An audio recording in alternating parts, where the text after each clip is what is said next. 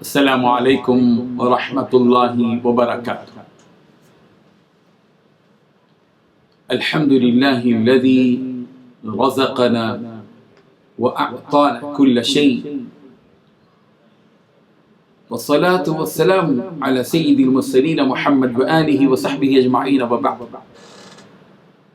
حاضرین و ناظرین، یہ درس نمبر 587 ہے، 587۔ آج سورہ انعام کی ایک آیت کی تلاوت کی گئی، آیت نمبر 142 142۔ سب سے پہلے ہم اس آیت کی تلاوت کرتے ہیں، لفظی ترجمہ اور ترجمے کے بعد اس کی تشریح کرتے ہیں۔ اعوذ باللہ من الشیطان الرجیم، بسم اللہ الرحمن الرحیم۔ ومن الانعام حمولة وفرشا كلوا مما رزقكم الله ولا تتبعوا خطوات الشيطان إنه لكم عدو مبين۔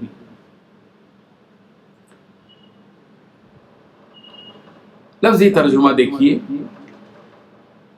ومن الانعام، اور چوپایوں میں سے بعض چوپائے وہ ہیں جو حمولہ، بوجھ اٹھانے والے، وفرشا، زمین سے لگے ہوئے، کلو، کھاؤ، مما، اس میں سے جو رزقکم، تم کو عطا کیا اللہ نے، ولا تتبعوا، اور نقش قدم پر مت چلو، خطوات الشیطان، اور پیروی مت کرو خطوات الشیطان، شیطان کے نقش قدم کی، انہو، بے شک، ولکم، تمہارے لیے، عدو، دشمن ہے، مبین، کھلا ہوا۔ ترجمہ یوں ہے، اور چوپایوں میں بوجھ اٹھانے والے، یعنی بڑے بڑے جانور بھی پیدا فرمائے، اور زمین سے لگے ہوئے یعنی چھوٹے چھوٹے جانور بھی پیدا کیے، بس اللہ کا دیا ہوا رزق کھاؤ، شیطان کے نقش قدم پر مت چلو، بے شک وہ تمہارا صریح دشمن ہے۔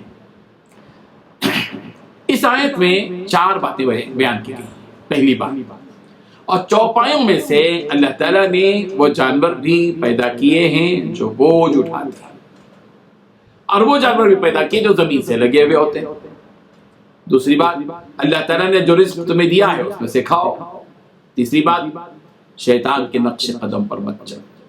چوتھی بات، یقین جانو وہ شیطان تمہارے لیے ایک کھلا دشمن ہے۔ بزرگان محترم، پچھلی آیت میں باغات کا تذکرہ تھا، کھیتیوں کا تذکرہ تھا کہ کس کس قسم کی کھیتی ہوتی ہے، کھجور کے باغ کا تذکرہ، انگور کے باغ کا تذکرہ، انار کا تذکرہ، زیتون کا تذکرہ وغیرہ وغیرہ۔ اس کے بعد دیکھیے اللہ تعالیٰ کی کتنی بڑی نعمت ہے، جو اللہ تعالیٰ نے اتنی ساری چیزیں ہماری ضرورت کے لیے پیدا کی ہے۔ اللہ تعالیٰ نے ایسا نہیں کیا کہ اللہ تعالیٰ نے ہم سب کو پیدا کر کے چھوڑ دیا، جو چاہے کر لو بھائی، ہم تمہارے کھانے کا انتظام نہیں کریں گے، زمین سے کچھ نہیں اگائیں گے، آسمان سے کچھ برسائیں گے نہیں، تو کیا ہوتا ہے انسان کا؟ کتنا بڑا فضل ہے اللہ کا، اللہ کا، اللہ کا۔ اس نے ہم سب کو پیدا کیا، ہم سب کی ساری ضرورتیں پورا کی، ہم سب کے لیے کھانے کا نظم کیا، مختلف قسم کے اناج، غلے، مختلف قسم کی ترکاریاں، مختلف قسم کے پھل پھلاریاں، مختلف قسم کی چیزیں، روز بروز نئی چیزیں ہماری تحقیق میں آتی ہیں، مارکیٹ میں آتی ہیں، ہم کھاتے ہیں اور پیتے ہیں۔ اور پھر اللہ تبارک و تعالیٰ نے انہی کے ساتھ ساتھ جانور بھی پیدا کیا ہماری ضرورتوں کے لیے، جو جانور ہم دیکھتے ہیں اپنی آنکھوں سے۔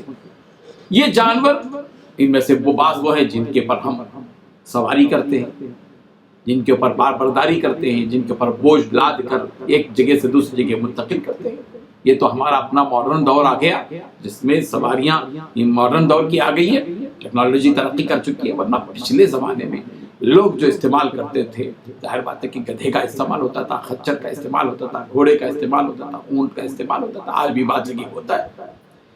اللہ تبارک و تعالیٰ نے چوپائے پیدا کیے۔ چوپائے 2 قسم کے ہیں، ایک تو وہ جو حمولہ کے کام آتے ہیں، بار برداری کے، وہ بڑے ہوتے ہیں، اور ایک ہوتے ہیں جو بالکل چھوٹے ہوتے ہیں، چھوٹے پتے زمین سے لگے ہوئے ہوتے ہیں، جن کے پیٹ زمین سے لگے ہوئے ہوتے ہیں۔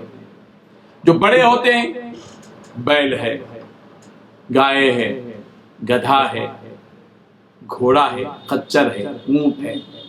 ان سے دو کام بھی لیتے ہیں، ان کو کھاتے بھی ہیں، ان کا گوشت کھایا بھی جاتا ہے، اور ظاہر بات ہے کہ گھوڑے کو چھوڑ کر باقی جو جانور میں نے کہے، اور پھر گدھے کو چھوڑ کر، گھوڑے کو چھوڑ کر جو حلال جانور ان میں سے ان پہ کھاتے بھی ہیں ان کو اور سواری بھی کرتے ہیں. تو بعض جانور وہ ہیں جو جن سے برداری کرتے ہیں، وہ بڑے ہوتے ہیں اور ان کو ان میں سے بعض کو کھاتے ہیں، بعض کو نہیں کھایا جاتا ہے، بعض حرام ہے بعض حلال ہے. اور بعض جو چھوٹے جانور ہیں جو جن کے پیٹ زمین کو لگے ہوئے ہوتے ہیں، فرشا ہوتے ہیں، وہ ظاہر بات ہے کہ وہ ان میں اتنی طاقت نہیں ہوتی کہ بوجھ اٹھا سکیں. تو ظاہر بات ہے کہ جیسے بھیڑ ہے، بکری ہے، مینڈا ہے وغیرہ وغیرہ، یہ چھوٹے قسم کے ہیں، ان کو ہم کھاتے بھی ہیں.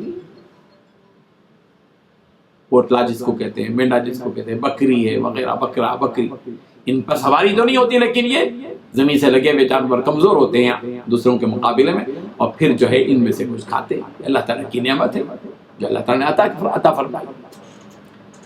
اللہ تعالیٰ اسی حقیقت کو بیان فرما رہے ہیں. وَمِنَ الْأَنْعَامِ حَمُولَةً وَفَرْشًا، چوپایوں میں سے حمولہ بھی ہیں، فرشا بھی ہیں، برداری کی بھی جانور ہیں زمین سے لگے ہوئے. سورہ انعام، تو سورہ انعام جو ہماری چل رہی ہے سورہ جس کی ہم تشریح کر رہے ہیں، انعام کے معنی چوپایوں کے، چونکہ چوپایوں کا تذکرہ اس میں اس سورت کا نام ہی انعام رکھا گیا.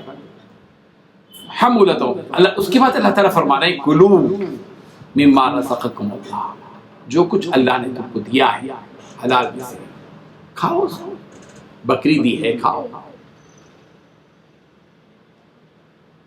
ظاہر بات ہے کھا سکتے ہو.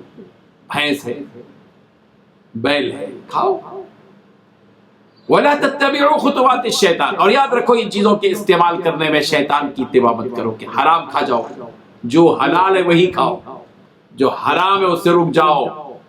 ان کاموں میں، ان نعمتوں کے استعمال میں شیطان کے نقش قدم پر مت چلو، رحمان کے اس بتائے ہوئے اصول اور قواعد کے مطابق چلو. انہ لکم عدو مبین، یہ بات یاد رکھو کہ بے شک شیطان تمہارا کھلا دشمن ہے. وہ تو چاہتا یہ ہے کہ تم سے دشمنی نکالے اور تم کو گمراہ کر دے، تم کو دوزخی بنا دے، تم کو اللہ تبارک و تعالیٰ کی بارگاہ سے دور کر دے، اللہ کا قرب اور نزدیکی تمہارے اندر سے نکال دے، تم کو محروم کر دے. یہ شیطان چاہتا ہے. اللہ تعالیٰ ہمیں ان حقیقتوں کو سمجھنے کی توفیق عطا فرمائے. وآخر دعوانا الحمدللہ. لا إله إلا الله.